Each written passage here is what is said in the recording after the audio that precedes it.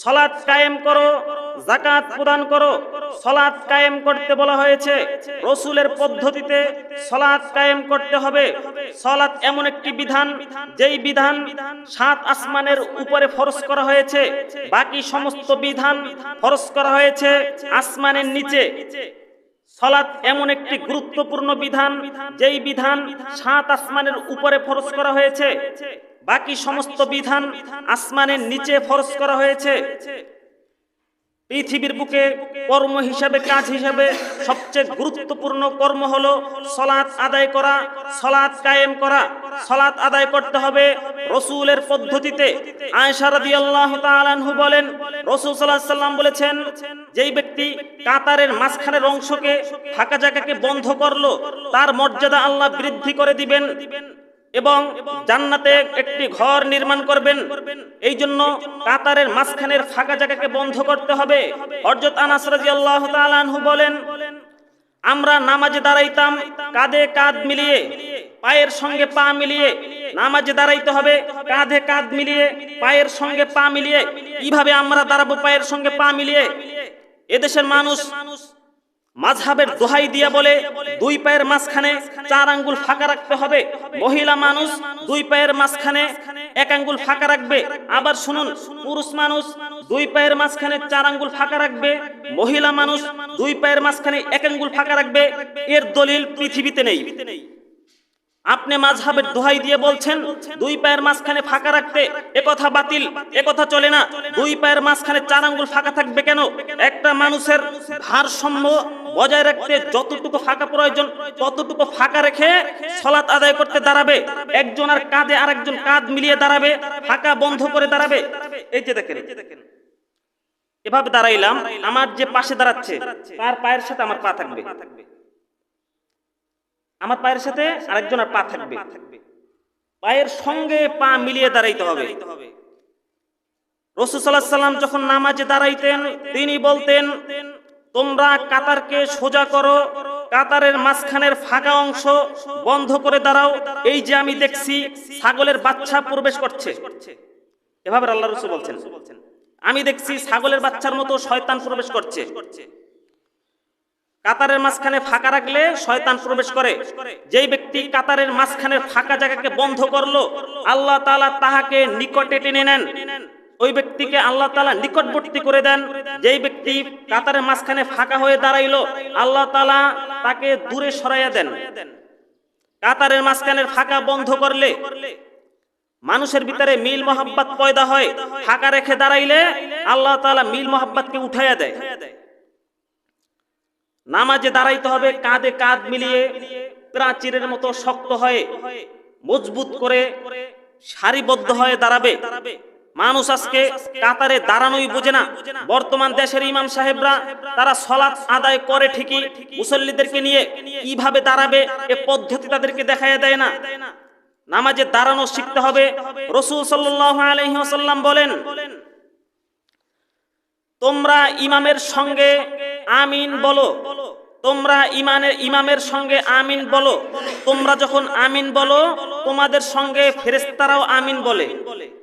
তোমাদের আমিন আর ফেরেশতাদের আমিন যখন মিলে যায়, উফিরা লাহু মা তাকদ্দামা মিন যামবিহি, পিছনের সকল গুনাহ আল্লাহ ক্ষমা করে দেন। সুবহানাল্লাহ পড়েন। ফেরেশতাদের আমিনের সঙ্গে যদি আমাদের আমিন মিলে যায়, পিছনের সকল গুনাহকে আল্লাহ ক্ষমা করে দেয়। এই জন্য আমরা কি করব? ইমাম যখন আমিন বলবে, সূরা ফাতিহা শেষ করবে, সকলে পাঠ করব আমিন। যখন রুকু থেকে উঠে রব্বানা লাকাল হামদ হামদান কাসীরান তাইয়িবান মুবারাকান ফি পাঠ করে, রব্বানা লাকাল হামদ, সমস্ত প্রশংসা জমিয়ে তারিফ একমাত্র মহান প্রতিপালকের, হামদান কাসীরান তাইয়িবান মুবারাকান ফি, পবিত্র প্রশংসা, বরকতপূর্ণ প্রশংসা আল্লাহ তাআলার জন্য। যেই ব্যক্তি রুকু থেকে উঠে রব্বানা লাকাল হামদ হামদান কাসীরান তাইয়িবান মুবারাকান ফি পাঠ করবে, 30 জন ফেরেশতা তার জন্য সব লেখার প্রতিযোগিতা শুরু করে দিবে। কয়জন? 30 জন।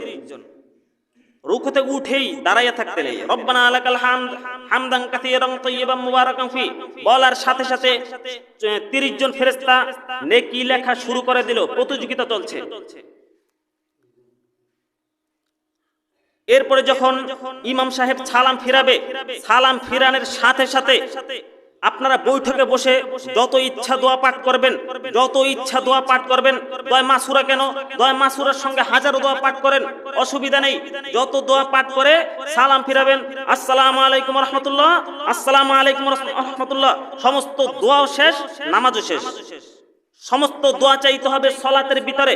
আল্লাহ তাআলা বলেন, তোমরা আল্লাহ তাআলার থেকে অনুগ্রহ নিবে সালাত এবং ধৈর্যের মাধ্যমে।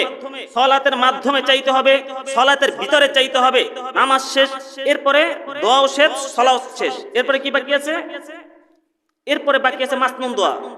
একবার পাঠ করবে আল্লাহু আকবার, 3 বার পাঠ করবে আস্তাগফিরুল্লাহ আস্তাগফিরুল্লাহ আস্তাগফিরুল্লাহ।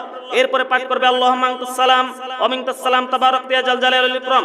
এরপরে পাঠ করবে আয়াতুল কুরসি। যেই ব্যক্তি ফরজ নামাজের পরে আয়াতুল কুরসি পাঠ করলো, ওই ব্যক্তি জান্নাতে চলে গেল, পাঠ করার সাথে সাথে জান্নাতে চলে গেল। কিন্তু আমরা জানি না, এক বেদাতের কারণে হাজারো সুন্নাত চলে যাচ্ছে। সুন্নাত তরিকা আমল করা শিখতে হবে। আজকের সমাজের মানুষ সুন্নাত তরিকা আমল তো দূরের কথা, এরা বেদাত নিয়ে টানাটানি করছে।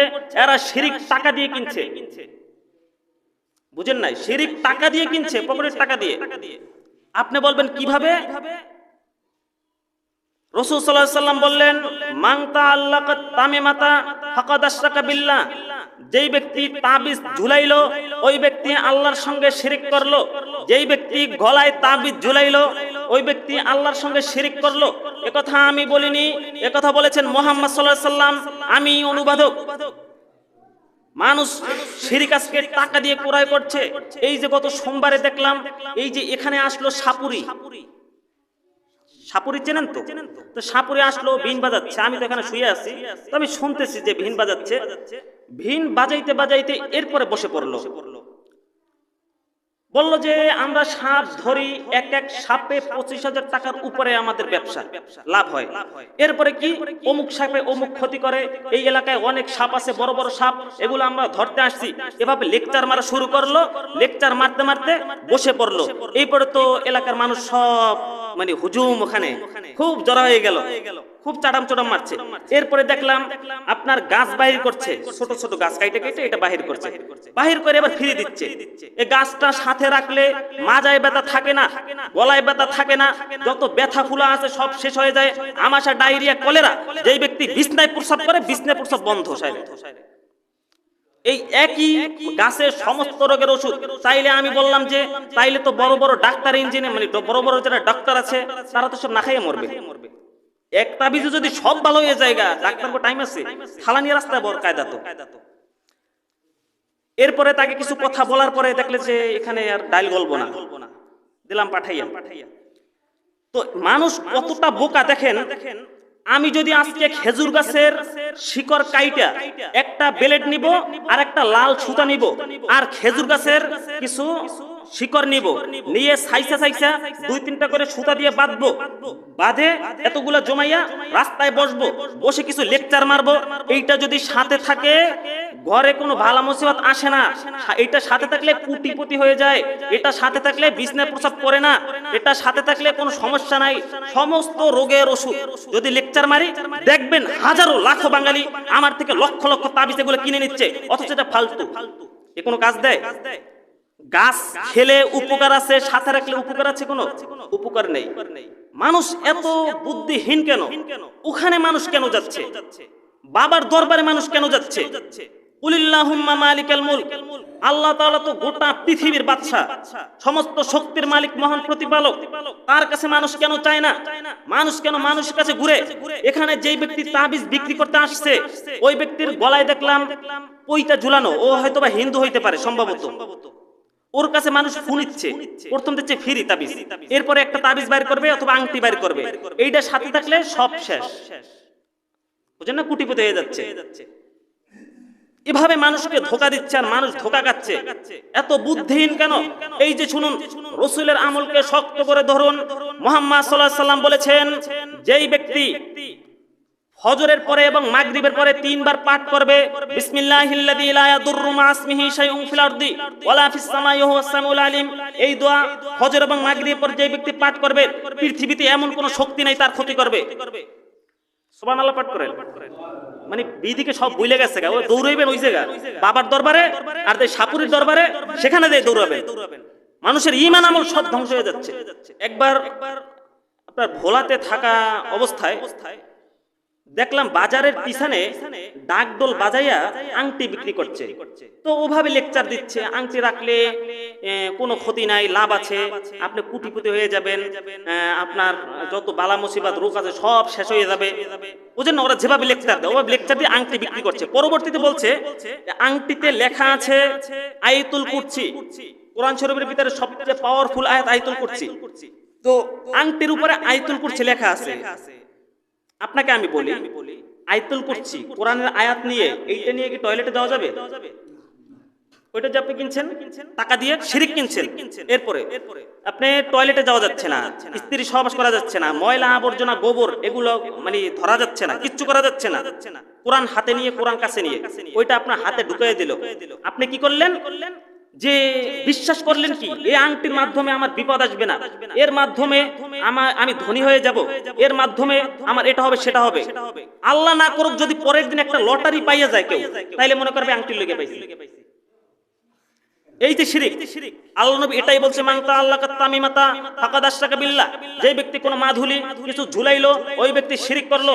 যত প্রকার মাধুলি আছে আপনি মুসলিম কান্ট্রিতে গিয়ে দেখবেন সেখানে কোনো মাধুলির সিস্টেম নেই, পুলিশ দেখলেই পিটাবে, শিরিক শিরিক শিরিক শিরিক বলবে আর পিটাবে। এগুলা না করা, আপনি আমল করতে থাকবেন, ব্যাস সুন্নাতের উপরে চলেন।